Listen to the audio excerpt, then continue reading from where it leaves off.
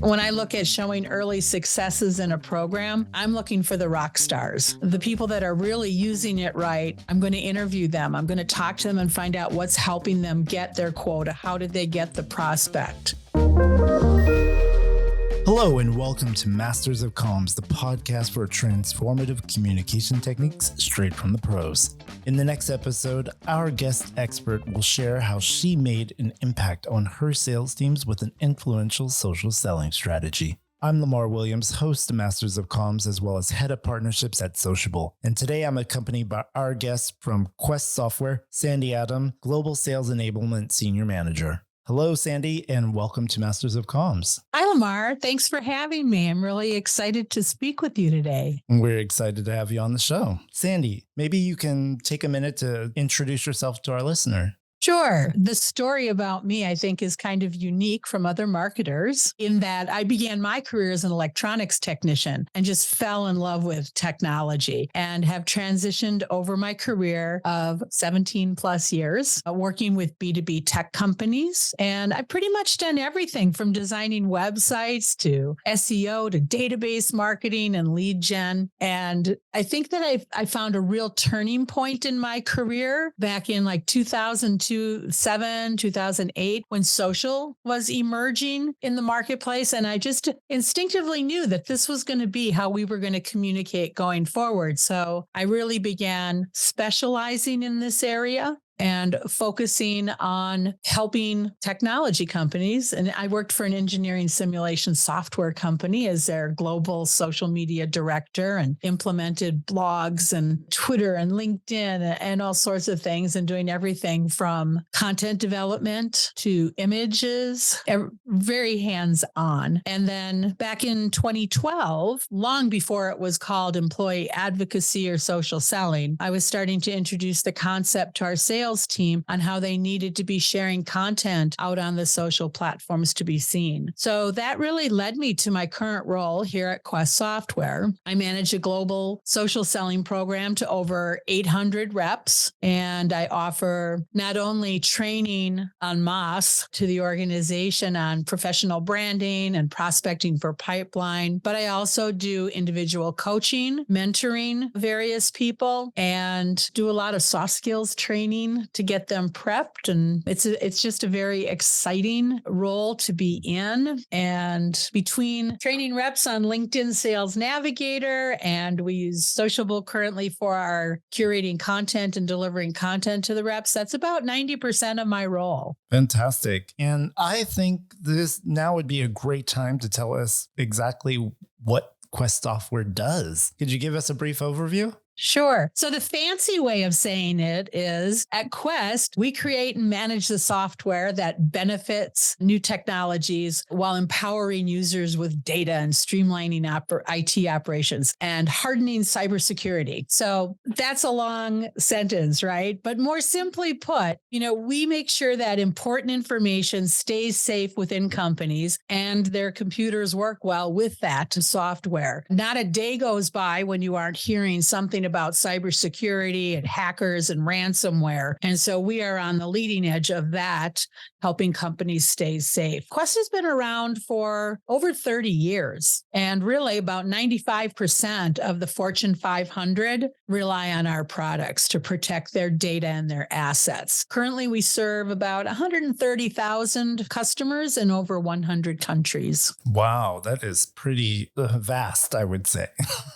It is. Yeah, it's a big deal. We have great partners. We team up with the likes of Microsoft, for instance, because a lot of their products are melded into ours, and we need to protect the customer's data and their assets. Okay. Well, thanks for sharing that. Now we know a little bit more about Quest Software. Tell me, if we dive right in, why did Quest initially decide to implement a social selling strategy? Possibly illustrate some of the challenges that your sales reps were facing at the time, and whether there were any key factors that contributed to your decision. Sure. I'm going to say number one, the reason they decided to implement the program is because I'm a really good salesperson. And while when I joined the company, I came in as their global social media manager and developed a strategy for the company on how to approach organic social. But I started seeing there was a real opportunity to work closer and take the skills I had developed with social selling and implement them with the sales team. So I moved over to sales enablement. I went to the CRO one day and I said, I've got a lot of experience in this area and I'd love to be on this team. So I showed some of my successes at previous companies. I worked at Hitachi for a while and Ansys for a number of years. And I had really good stories to tell and results to share. And what they had in place when I joined was 800, 900 LinkedIn Sales Navigator licenses. But I could tell from the data that people weren't using it as much. They were logging in, but they weren't saving leads. They really didn't know how to use the tool. So the first goal was to get them using the tool properly, so that they could get the robustness of the system. And otherwise, reps were just left to figure this out on their own. That's never a good thing when you introduce a tool. Reps are, inundated. They're always saying, oh, we have too many tools. We don't know what to do. So we really focused in on getting the tools right and showing some early successes. So when I look at showing early successes in a program, I'm looking for the rock stars, the people that are really using it right. I'm going to go look and figure out, are they hitting their quota? I'm going to interview them. I'm going to talk to them and find out what's helping them get their quota. How did they get the prospect? And I was trying to move them away from relying on the standard cold call, cold emailing strategies that we were starting to see diminishing returns on pre-pandemic. And of course, during the pandemic, it got even worse, right? So simply because I had run successful programs, I was able to show it in terms of revenue that the business could understand that this was a revenue generator for them. And it was green lighted to implement the program. That's very good information, actually. I had one question on that. Was there a problem with revenue, or were they not generating enough revenue from? No, it wasn't. Companies want more revenue. I mean, you have growth plans for your company, right? We actually are part of private equity. We're not a public company. And of course, so we have investors that are looking for growth. So growth is the number one priority for us, growth and revenue. And how did your social selling program integrate within your existing sales strategy? Could you mention maybe what worked and what didn't work? Well, that's an interesting question. The existing strategy at the time was demand gen. Come to our webinar, download our white paper, the traditional demand gen tools. And those work. But again, the marketplace changed over the last few years. People don't want to sign up for everything and they don't want to be inundated with a lot of messaging. So it was really looking at how could we meet in the journey they wanted to be in. Just because somebody downloads your white paper doesn't mean they're ready for a demo of your product. It means they're doing research. And so shifting from a demand gen from the sales team, that's marketing's role. We're going to let marketing handle demand gen and lead gen. But from a sales perspective, we really wanted to position our sellers as trusted advisors. Value selling was a much more important. We take a much more consultative approach to working with our customers that really isn't leveraged in cold calls and cold emails like it was, right? So we switched. Whenever I'm working with a sales team or I'm working with a tool, I'm going to separate it into three different pieces: my top performers, my mid-level performers, and then the low performers, right? So my top performers, that's my low-hanging fruit. I can give them more instruction, more information, more education, and they're going to take it and they're going to run with it because they're already perhaps implementing part of the strategy or part of the tool. My people down on the bottom, my low followers, I tend to kind of shelf them over to the side for a little while because they're going to be the hardest to change their minds. And I want to see in my program success. I want to see some immediate success to prove the value of my program so that I can then get additional resources perhaps or funding for adding on an employee advocacy tool, that sort of thing. So I divide my groups into 3, and then my goal is to take that middle group and move them up and then take all of that information and work with my sales ops teams to start understanding the data, keeping it a very data-driven program. Are my top sellers on, for instance, Sales Navigator also hitting their quotas? Is there a correlation? So I think the thing that you see me working with the most is correlation data, not necessarily causation data, because all of this stuff can be very challenging to prove. Anyone who's in a sales enablement role understands that definitely. Just because you attended my training class doesn't mean necessarily that my training class caused you to be more successful. There's too many other factors.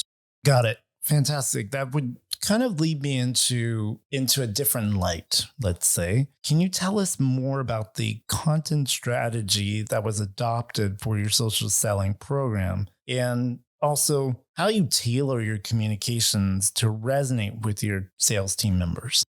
Sure. I think the most important thing, well, let's start with the content. I have always had the direction that it's an 80-20. It's the Pareto rule, right? 80-20, 80% of the content has to be higher level, industry related trends that are happening, things that my buyers want to know about and may not necessarily know about. They're not sitting at their desk waiting to hear about how great my product is. They're looking for value. And that's even more true now than it has been the last 5 years, that trusted advisor approach. Now, on the flip side, and I'm going to say this, when you implement that higher level industry standard information in your employee advocacy program, you're actually teaching your sales reps in addition to teaching your customers. So it's kind of my sly way of getting my reps to understand new emerging topics, cybersecurity trends, AI trends. So the two they just go very hand in hand. Where are you giving them this information? How are you creating it? Are you pulling it from somewhere? Yeah, a lot of different sources. So just like, back in the day, I would teach reps, okay, get your Google alerts out and type in this topic and save it and get all this information, which you could do. You could still do that today, right? Look at different blogs that are coming out, all of the McKinseys, the Forresters, the Gartner reports that are coming out to get information. All of that is still available, but it requires a lot of work on the salesperson. So instead, I do the work. And of course, I have a tool that I can pull in RSS feeds. I can look at the content. I can assure that it is going to be valuable to our audience, to the persona that we buy to, and then make some slight adjustments. And of course, there's always fun things I can do too. Oftentimes it's working with a pre-sales engineer and say, hey, let's teach you how to write a quick blog or an article for LinkedIn, and help them along in that way to build their professional image.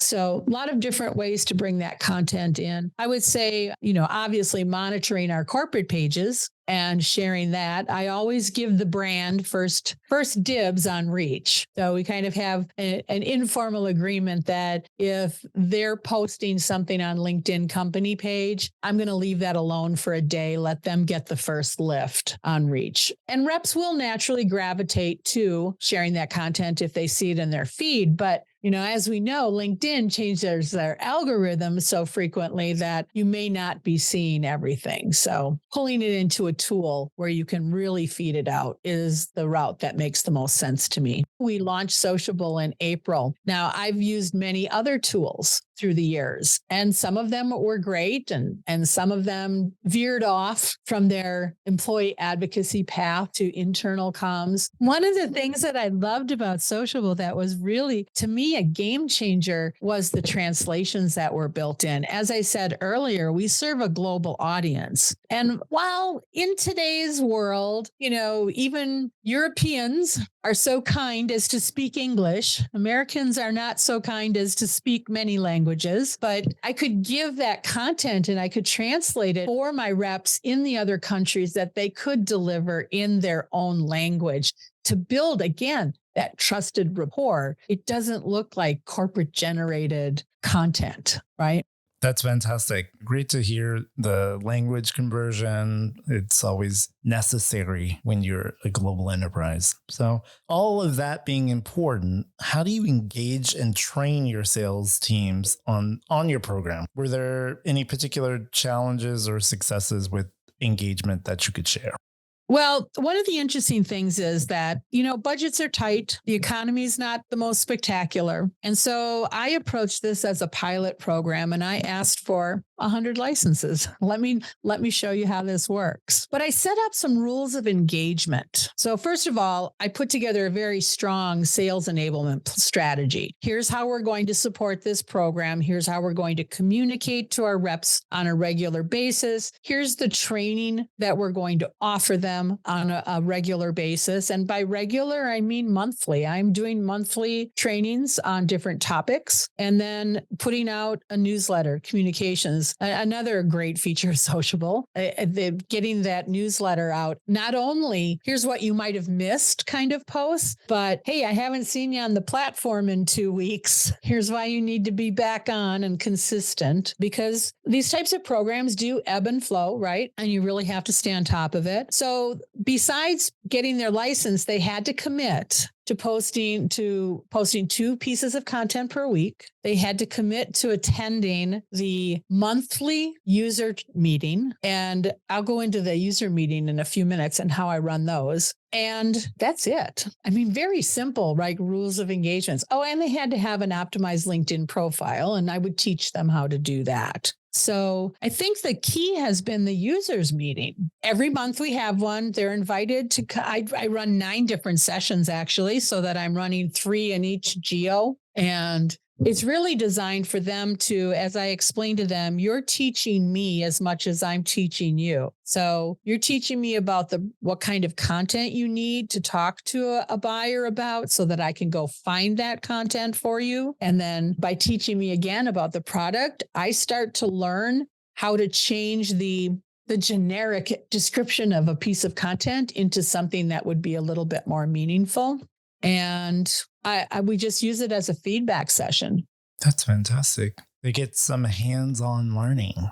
Yes, absolutely. Yeah, we sit, we'll bring up a screen. Okay, who's having problems? I don't know what my statistics are. Or how do I know what my audience is? I always try to create a very safe space for learning. It's like I don't record a lot of my sessions because I want people to talk freely, right? Yeah, everybody else on sales enablement is recording every single training session. And I'm like, no, because we're going to have different difficult conversations that they don't want everybody else to be able to hear. So completely agree. Building a successful social selling program often involves various departments or collaboration across various departments. So how do you foster alignment and collaboration between sales, marketing, and maybe other relevant teams at Quest? You build your relationships internally. I have friends in IT.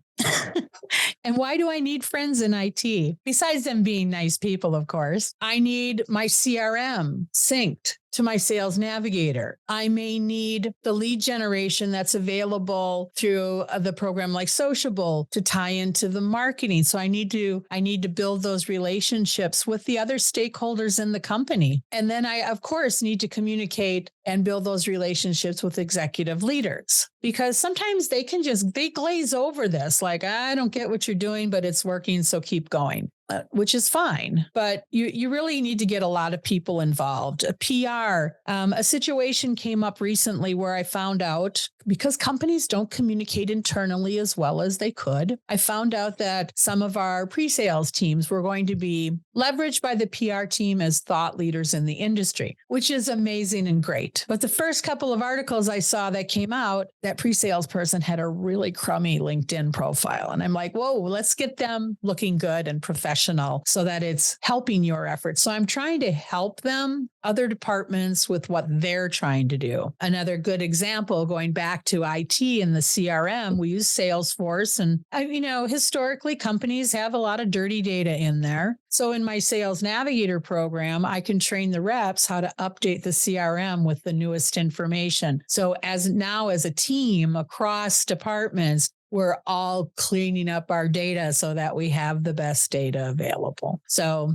meeting regularly with all of these teams is vital to progressing. Even if I go to let's say I go to a roadmap meeting on the CRM and the changes that are coming up, they may not directly affect my program, but they keep me visible and in the hearts and minds of my coworkers. And they know what I do. They know I'm the person to come to if they need something. But building those internal relationships so you know who to go to when you have something that's really critical to your program is very important. Yeah, I would say that's important, but also ROI. So how do you measure ROI for your social selling program, and which can be a bit challenging? So what are the ways that you measure the success of your program? Yeah, so there's kind of two different approaches from the social selling to the employee advocacy. And did we mention, I think I have a very unique employee advocacy program in that it's not for all employees. It is dedicated to the sales team at this time because they're the ones that need the content, right? So that being said, when I'm looking at the return on investment from LinkedIn Sales Navigator, I have many more tools available to me. LinkedIn is synced to our CRM. They can look at close win ratios. I can tell them, here's 10 big deals that closed in Q1. Let's look at what the Sales Navigator usage was against those accounts. Because oftentimes reps will say, oh, I didn't use LinkedIn or I didn't do this. And you can come back with that data and show them, yes, you actually did. You took these steps, you connected with these people. And then from there, we don't look at it as direct return on investment, although there is direct return on investment, but we look at it as how much revenue did we influence through this program? And LinkedIn is able to give me those numbers to show to my senior executives. So that's good. That works. With Sociable, I'm using it against paid advertising save at the moment. So for instance, the amount of money that we spent, and I think I forgot to mention, we went from 100 licenses to 450 licenses 2 months, maybe a little less even. Once one of our presidents saw it, he was like, oh my gosh, this is great. I want it. Give it to all my people. So anyway, we look at it as how much money marketing would have had to pay on advertising to reach the same size audience. That's our return on investment right now. And now we're looking at how do we leverage this information to get more reps to be involved in the programs, both programs, to use them correctly. And we do win showcases. Our sales enablement team does a win showcase where we have a rep that closed a deal, come in, talk about the steps he took and the buyer's journey, et cetera. Now we're going to start taking some of our Sociable and Sales Navigator data, and we're going to say, and by the way, John Smith had a 72 SSI, and he was one of our top ambassadors for the month of August. So sharing right? So tying the programs together and then reporting them up. Perfect. So looking ahead, how do you see the social selling program evolving? As I build excitement with other people. So, and that's an interesting thing too, getting your senior leadership to put a slide in their town hall meeting. It has such heavy impact. They may not want to, I think one of the guys said, well, I don't have a lot of time. We've got a lot of material, but I'll make it a drive-by. And that's good. So he's going to focus on, here are our top 3 ambassadors for the month. Let's all congratulate them. They build competition. Salespeople are competitive. They want to be on the top of those leaderboards. So by featuring that kind of content in a town hall or in their QBRs or team meetings can be very impactful.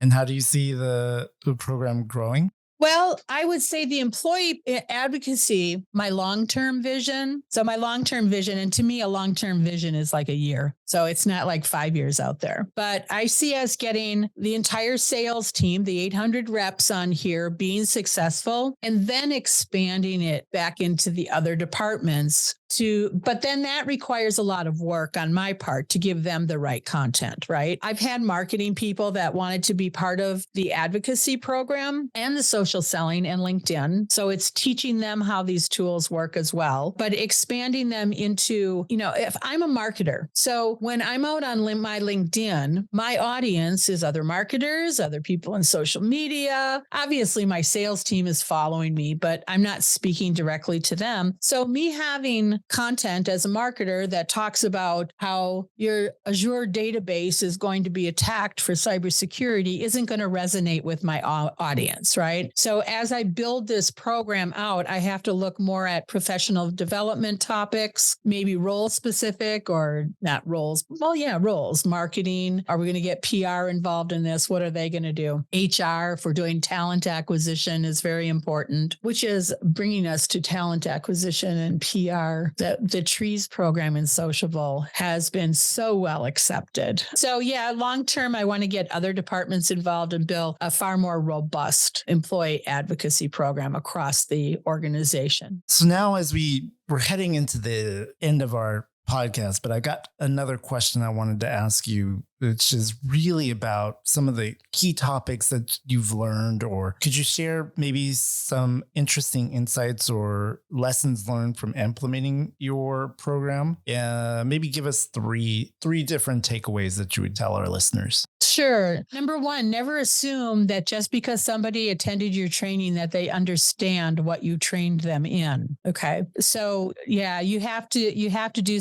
the term I hate the most is baby steps, but it really is important that you have to lead them along a path. Train them once, train them twice, and then retrain them frequently. Okay. And never assume that they have the time to do what is important to me. So figure out how I can engage with them or reward them. So building in some recognition, I think, is really important, and having those conversations on a frequent basis. 3, when speaking to your executives about your program, you've got about 3 slides to capture their attention before they're on to possibly multitasking. So make sure you get your important data up front first, and that it resonates around what they care about. That is some great feedback. I never thought about the 3 slides at the beginning. Even I can take away from that one. Well, Sandy, I'd like to ask you one final question that I enjoy asking all of our guest experts of Masters of Comms. Would you mind sharing with us the title of a book or film that had a significant impact on you recently and why? Sure. That's a great question. I'm going to actually give you both. So the book, I have a personal mantra that a day without learning something new is a wasted day. And so I am constantly looking at different books. The most recent book I just completed was The Jolt Effect. Obviously, this has been very spread out through the internet recently, but it's based by the authors who wrote the Challenger Sale. So in B2B tech and sales reps, that Challenger Sale has been prevalent for many years. So The Jolt Effect was talking about getting deeper into accounts, meeting more people, and that was really important. And that aligned with what I was doing with Sales Navigator on multi-threading. So even to the point where I started recommending that book